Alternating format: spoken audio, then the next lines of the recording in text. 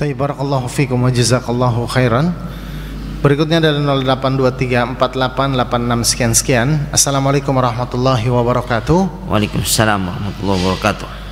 Ustadz, saya mau bertanya, bagaimana menyikapi istri yang suka mengajak berdebat dan selalu meminta cerai dan suka membuat masalah kecil menjadi masalah besar? Bagaimana pendapat Ustadz? Syukran. Taib, alhamdulillah wassalatu wassalam ala Rasulillah wa ala alihi wa sahbihi wa mawalah. Ya. Amma ba'd, tentu dalam kehidupan rumah tangga ya terkadang terjadi sesuatu yang tidak pernah kita bayangkan, atau terjadi peristiwa-peristiwa ya yang tidak kita pernah bayangkan sebelumnya ya, karena banyak dari pemuda-pemudi Islam kala mereka hendak menikah yang mereka bayangkan adalah perkara-perkara yang indah ya. Perlu diketahui bahwa dalam pernikahan tentunya tidak semua yang kita harapkan itu terjadi, dan ini seyogianya adalah merupakan bagian dari keimanan kita terhadap qada dan qadar. Baik suami atau istri memiliki latar belakang yang berbeda-beda. Keluarga suami berbeda dengan latar belakang keluarga istri, maka masih cukup baik kalau seandainya terjadi komunikasi. Ketika komunikasi itu masih terjalin, masih mengajak diskusi, walaupun mungkin Anda mengatakannya berdebat gitu kan, sebenarnya adalah mengajak diskusi ya.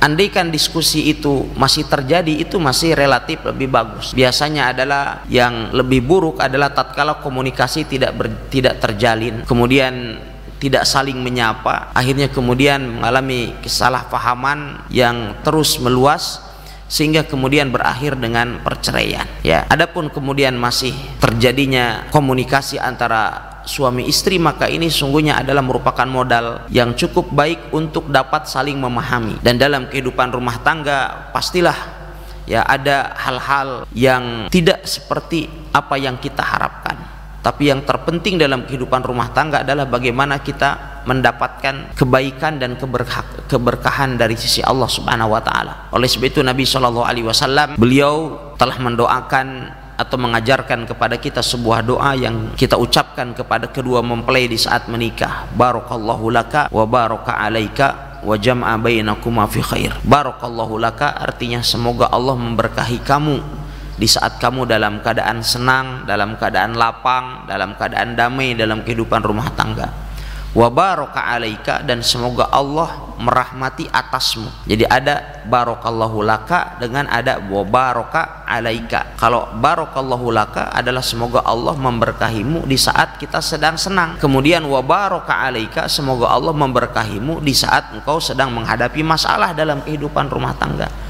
Maka yang terpenting, perbedaan itu mesti terjadi, tetapi bagaimana kita dapat mengelola perbedaan ini adalah menjadi sebuah kesatuan. Bhinneka Tunggal Ika, kebinekaan harus dijaga, tetapi kemudian tetap harus berusaha untuk menjaga persatuan, mawaddah warahmah dalam kehidupan rumah tangga. Dan tidak seyogianya baik suami atau istri selalu mengancam pasangan hidupnya dengan kata-kata cerai ya, karena ini adalah bukan bagian daripada hikmah dan bukan bagian daripada al-muasyarah bil husna, bukan bagian daripada bermuamalah dengan muamalah yang baik bagi suami istri yang sedikit-sedikit kemudian mengancam untuk menceraikan atau meminta atau untuk melakukan gugat cerai dan semisalnya ya, karena kata-kata cerai adalah bukan merupakan kata-kata yang boleh untuk digunakan untuk memberikan ancaman, apalagi kemudian bersenda gurau dan main-main.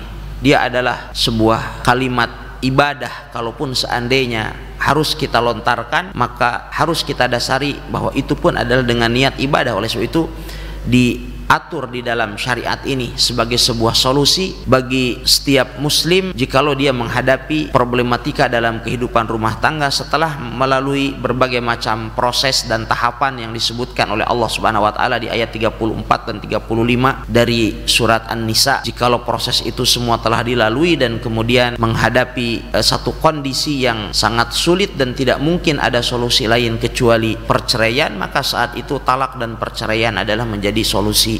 Wallahu ta'ala alam.